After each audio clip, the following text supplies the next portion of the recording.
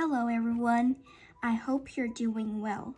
Today is Saturday, June 14th. I had a pretty full day today. I started the morning by chatting with a foreign friend, then went to my violin lesson. After that, I go through a chapter of math.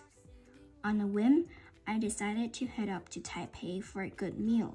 I was super excited to try Go Pig, a Korean barbecue place from Korea. But when I got there, I found out you have to start lining up at 4 p.m. So yeah, no luck this time. Kinda disappointing, but it is what it is. I ended up finding another barbecue spot for dinner, and honestly, it turned out pretty great. So that started my reading. Wonder. Chapter 3. How I Came to Life. I like when Mom tells this story because it makes me laugh so much. It's not funny in the way a joke is funny, but when Mom tells it, Via and I just started cracking up. So when I was in my mom's stomach, no one had any idea I would come out looking the way I look. Mom had had Via for years before, and that had been such a walk in the park. Mom's expression that there was no reason to run any special tests. About 2 months before I was born, the doctors realized there was something wrong with my face, but they didn't think it was going to be bad. They told Mom and Dad I had a cleft palate and some other stuff going on. They called it small anomalies. There were 2 nurses in the delivery room the night I was born. One was very nice and sweet. The other one, Mom said, did not seem at all nice or sweet. She had very big arms, and here comes the funny part. She kept farting. Like, she'd bring Mom some ice chips and then fart. She'd check Mom's blood pressure and fart. Mom says it was unbelievable because the nurse never ever said, "Excuse me." Meanwhile, Mom's regular doctor wasn't on duty that night. So Mom got stuck with this cranky kid daughter she and Dad nicknamed Doggy after some old TV show or something.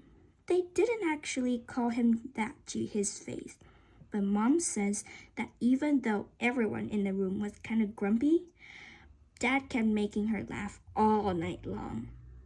When I came out of Mom's stomach, she said the whole room got very quiet. Mom didn't even get a chance to look at me because the nice nurse immediately rushed me out of the room. Dad was in such a hurry to follow her that he dropped the video camera, which broke into a million pieces. And then Mom got very upset and tried to get out of bed to see where they were going. But the farting nurse put her very big arms on Mom and keep her down on the bed. They were practically fighting because Mom was hysterical and the farting nurse was yelling at her to stay calm.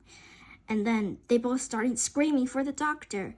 But guess what? He had fainted right on the floor. So when the farting nurse saw that he had fainted, she started pushing him with her foot and get him to wake up, yelling at him the whole time. "What kind of doctor are you? What kind of doctor are you?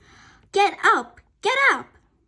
And then all of a sudden, she let out the biggest, loudest, smelliest fart in the history of farts.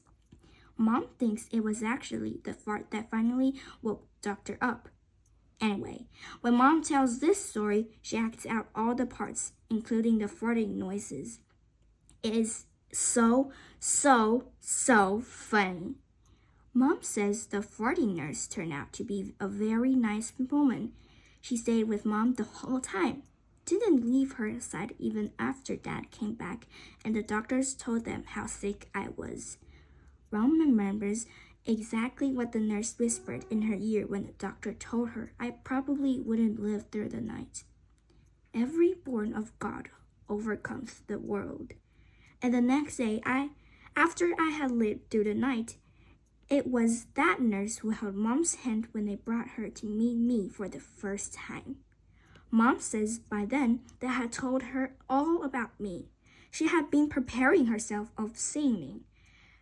But she says that when she looked down in my tiny, mushed-up face for the first time, all she could see was how pretty my eyes were. Mom is beautiful, by the way, and Dad is handsome. Via is pretty, in case you were wondering.